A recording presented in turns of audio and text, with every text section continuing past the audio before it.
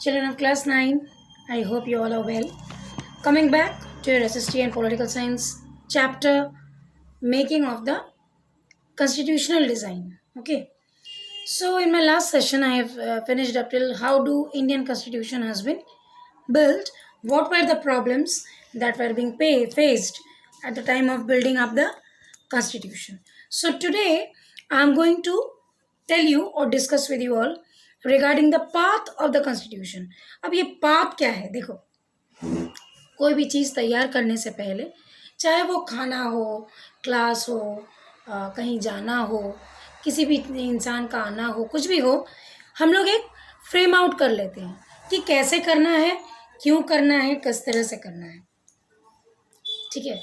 तो Indian constitution जब तैयार हुआ, उसका रास्ता मतलब तैयार होने का रास्ता बहुत दिन पहले से तैयार हो रहा था. कैसे कैसे देखो, यहाँ पर हम लोगों ने एक जगह के बारे में सुना है, पढ़ा है, that is south Africa. South Africa में मेनली क्या था, छोटी सी बात थी, ब्लैक और वाइट स्किन पीपल के डायमेंशंस अलग अलग थे और उन्हीं डायमेंशंस को ये लोग जोड़ के दे वे कंस्ट्रक्टिंग अ न्यू कॉन्स्टिट्यूशन. लेकिन इंडियन कॉन्स्टिट्यूशन ऐसा कुछ नहीं था. Indian constitution, it was constructed, or the construction of the Indian Constitution has already been started from the moment India took its first step in the struggle of freedom. Freedom के पहले step में, struggle के पहले step से ही India ने अपना path to construction of the Constitution has been set it up. So क्या क्या चीज़ें थी? सबसे पहला स्टेप जब इंडिया ने लिया था, that was then in 1928 Motilal Nehru drafted a constitution. देखो, जब पहली बार ये लोग इंडिया के बारे में सोच रहे थे, आई मीन कंस्ट्रक्शन के बारे में या फिर कॉन्स्टिट्यूशन के बारे में या फिर फ्रीडम ऑफ इंडिया के बारे में, तब इन लोगों ने सोचा दैट फ्रीडम तो हम लोग को मिल जाएगा, जैसे भी हो फाइट करके लोगों के साथ मतभेद से, मनमुटाव से, जैसे भी हो, वी विल अचीव फ्रीडम. लेकिन फ्रीडम अचीव करने के बाद next step to control a big country like India, having so many states, having so many cultural background, having so many religious diversities, having so many caste divisions, how to control. क्योंकि हर एक इंसान सामने आके बोलेगा कि मुझे ये तकलीफ है, ये बोलेगा मुझे, मैं इससे नाखुश हूँ, वो बोलेगा मुझे इससे तकलीफ है. लेकिन ऐसा तो नहीं होता है. When you are constructing something, वहाँ पर सारे लोगों की थोड़ी demand you have to put forth. दिमाग में रख कर चलना पड़ेगा. In my previous session I have already told you. तब नेहरू ने सोचा कि क्यों ना हम ऐसा कुछ करें जिससे इंसान उसको मानने के लिए नाखुश होके भी मानने में वो कोई ऑप्शन ना रहे उसका, वो उसे मान ले. Let's do something. तब उन्होंने एक रफ कॉन्स्टिट्यूशन बनाया. अब कॉन्स्टिट्यूशन क्या है ये मैंने पिछले क्लास में डिस्कस किया आप लोगों के साथ. तब उन्होंने एक रफ कॉन्स्टिट्यूशन बनाया और कराची सेशन में डिक्लेयर किया. जब कराची में एक सेशन हुआ था, एक पार्टी मीटिंग हुई थी, तब उन्होंने डिक्लेयर किया कि India is going to have a good freedom, freeness, and it is going to have a correct constitution, rules and regulations of ruling India in 26th January 1949. उन्होंने ऐसा कहा था. लेकिन 26 जनवरी 1949 को तो वो हुआ नहीं. तब उन लोगों ने क्या किया, ये एक ऐलान कर दिया था उन्होंने पहले से ही कराची सेशन में. तो 26 जनवरी का एक अलग सा वैल्यूएशन था, एक अलग सा इम्पोर्टेंस था. ओ 26 जनवरी, अच्छा. तो इंसान जैसे ही फटाक से 26 जनवरी बोलता तो समथिंग क्लिक्स इन माइंड कि ओहो, drafted a constitution bye Nehru and declared in the Karachi session of India. अब कराची कहाँ है? पाकिस्तान में। तो कराची और India that time it was combined. तब इंडिया पाकिस्तान का डिवीजन नहीं हुआ था, वो तो बाद में हुआ। सेकेंडली, और ज़्यादा इंडिया के लोग फेमिलियर थे, क्यों? क्योंकि जब से ये फ्रीडम का स्ट्रगल स्टार्ट हुआ था, पॉलिटिकल पार्टीज अराइज कर गए थे। आप लोगों ने हिस्ट्री पढ़ा है, आप लोगों ने ज़रूर इस बारे में और ज़्यादा पढ़ा होगा, जानते हैं आप लोग, फिर भी मैं एक ब्रश आउट कर देती हूँ। जब फ्रीडम स्ट्रगल स्टार्ट हुआ तो अलग अलग कॉलोनीज तैयार हुए, कॉलोनियलिज्म तैयार हुआ, इंसान में मतभेद आया, group of people combined together and thought something, other group of people they combined together and thought something, and this way party arised, party चली आई। अब देखो, जैसे ये पार्टी चली आई, दैट इज व्हाट, पार्टी का कंस्ट्रक्शन, पार्टी का रोल, पॉलिटिकल पार्टी का इवैल्यूएशन, ये सारी चीजें हो चुकी हैं पहले, इट्स नथिंग न्यू। तो India is used to with it. अगर तुम लोग रेगुलर खाना खाने जब बैठो तो कुछ ऐसा सिस्टम आए कि पहले कुछ तीता, उसके बाद एक हल्की सी भाजी या सब्जी, उसके बाद दाल, उसके बाद कुछ और, then mithai, then something, then you have to rush off, chutney, then mithai, then वो। So this is you are used to, इस ट्रैक में यू आर यूज्ड टू। नए से आपको समझाने का कुछ नहीं है। तो इंडियंस और इंडिया के लोग, they were used to with the setup of political parties, कोई दिक्कत नहीं थी उन्हें। लेकिन साउथ अफ्रीका में क्या, सब कुछ नए से करना पड़ा, तो that took a big time. लेकिन Indians they were used to, उन लोग को इस बारे में कोई दिक्कत नहीं थी, क्योंकि वो लोग जानते थे कि पॉलिटिकल पार्टी पहले से है, क्योंकि इतने लोग, एक तो कंसेप्शन अलग हो गया। और ज़्यादा जब इन लोगों को इंस्पिरेशन मिला, कुछ छोटे छोटे बड़े बड़े रिवोल्यूशंस दैट टुक प्लेस, जैसे French revolution, Russian revolution, then US में जब राइट्स और ड्यूटीज़ को लेकर एक बड़ा सा रिवोल्यूशन टाइप का हुआ था। सो इन रिवोल्यूशंस को देख के इंडियन जो नेशनलिस्ट थे, दे गॉट एन आइडिया कि जब इंस्टीट्यूशन, जब हम लोग नए से कुछ करना चाहेंगे तो we have to go through these scenarios, इस तरह की सिचुएशन के बीच से हमें पास करना पड़ेगा। लो, अब इन चीज़ों की वजह से path of the constitution was already prepared, तैयार नहीं करना पड़ा। अब कॉन्स्टिट्यूशन आया, अच्छी बात है, लेकिन कॉन्स्टिट्यूशन बनाया किसने? कोई एक बंदा तो इसे बना नहीं सकता, नहीं बना सकता। कॉन्स्टिट्यूशन बनाया किसने? कॉन्स्टिट्यूशन बनाया कॉन्स्टिट्यूएंट असेंबली ने। अब आप पूछोगे कॉन्स्टिट्यूएंट असेंबली कहाँ से आया? ना था पार्लियामेंट, ना था लॉज, तो कहाँ से आया? था। कैसे था? जिस वक्त ब्रिटिश रूल चल रहा था, उस वक्त छोटे छोटे हिस्सों में, छोटे छोटे स्टेट्स में प्रोविंशियल गवर्नमेंट तैयार हुआ था, क्योंकि ब्रिटिश अकेले के लिए ये पॉसिबल नहीं था इतने बड़े कंट्री को कंट्रोल करें। तो उन्होंने क्या किया था, ठीक है, छोटे छोटे गवर्नमेंट सब बना लो, so that you can specific area divide and rule policy. ये तो डिवाइड एंड रूल ही हुआ। बड़े चीज़ को छोटे छोटे हिस्सों में डिवाइड करो, फिर एक एक कंट्रोलर बिठा दो, ऑटोमेटिकली बात कंट्रोल में आ जाएगी। आई बात समझ में? अच्छा, तो प्रोविंशियल गवर्नमेंट पहले से था, वहीं से कुछ चुनिंदा लोगों को लिया गया, जो लोग अक्लमंद थे, they were constructive mind, they have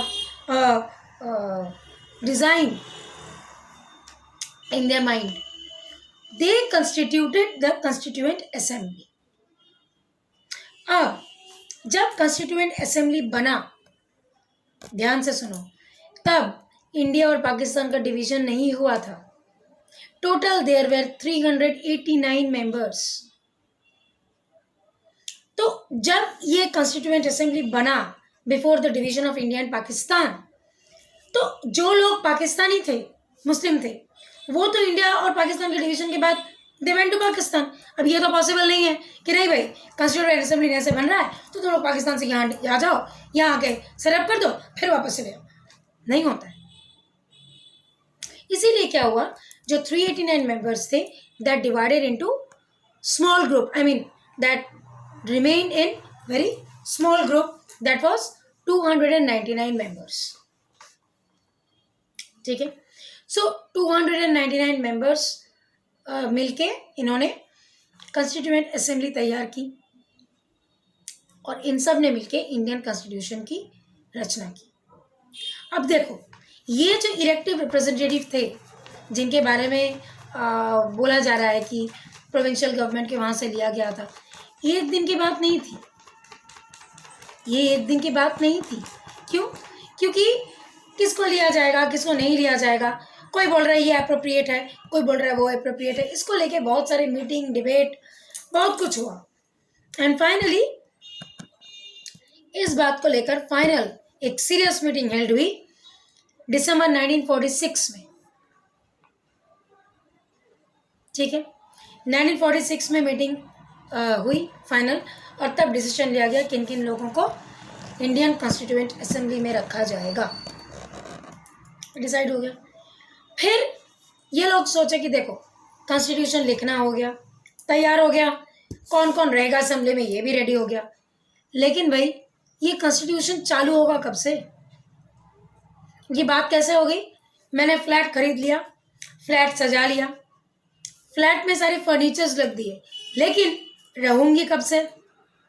इसके लिए तो एक डेट चाहिए। क्या करता है इंसान? अच्छी सी कोई डेट देके तब जाता है रहने, कि नहीं पूरा लाइफ मेरा डिपेंड कर रहा है how in which date I am going to start that. तो कॉन्स्टिट्यूशन का भी कुछ ऐसा ही था। ड्राफ्ट हो गया, सेटअप हो गया, असेंबली हो गया, अब ये इसको लागू कैसे करें? तब इन लोगों ने सोचते सोचते इन लोगों को लगा कि अरे 26 जनवरी एक अच्छा डेट है। क्यों? इसका भी एक रीज़न है। मैंने तुम लोगों को थोड़ी देर पहले बताया था 26 जनवरी को कराची सेशन में नेहरू ने ऐलान किया था कि इंडिया का एक कॉन्स्टिट्यूशन बनेगा, इंडिया फ्री होगा।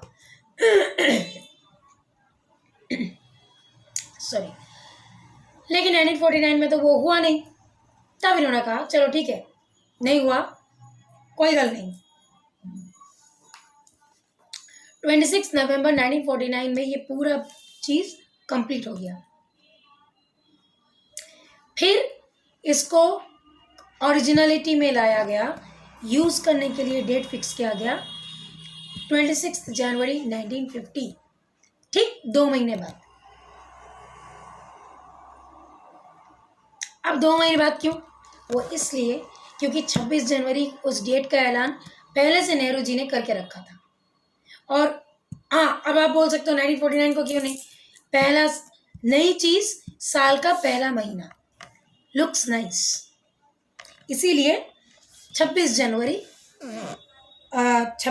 का ऐलान उन्होंने पहले से करके रखा था और ये था 26 नवंबर। तो उन्होंने कहा देखो सब तैयार है, डेट तो पहले ऐलान हो चुका है, तो क्यों ना उसी डेट में करें, रिमेंबर भी रहेगा।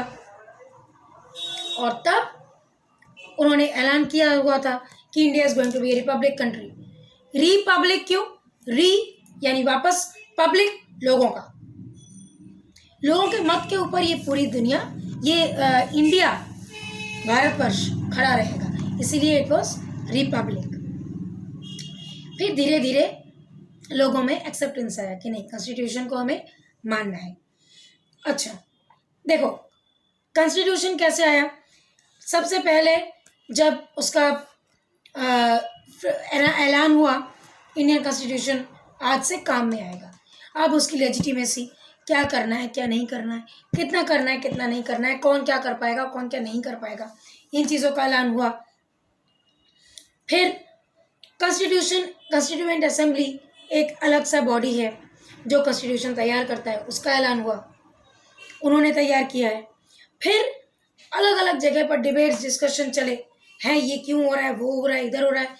फिर बहुत डिबेट, डिस्कशन और मीटिंग के बाद इस बात को एक्सेप्ट कर लिया गया कि Indian constitution is a constitution made by constituent assembly and this is a country for us. A government which is made by the people, of the people and by the people for the people. हमसे तैयार होगा, हमारे लिए काम करेगा और हमसे ही control होगा, तो कोई रंजिश नहीं रहेगी दिल में।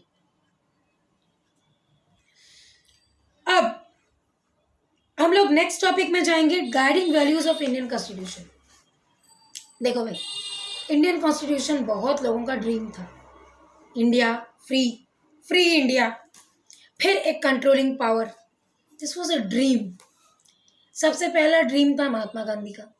वो डायरेक्टली इन्वॉल्व नहीं थे, कॉन्स्टिट्यूएंट असेंबली में भी नहीं थे, कॉन्स्टिट्यूशन में भी नहीं थे, लेकिन उन्होंने इस बात की भनक लोगों तक पहुंचाई कि एक अच्छे पॉलिसी में चलो, मारामारी, कटाकटी, मारना, खून करना, इन चीज़ों से शांति नहीं मिलती है।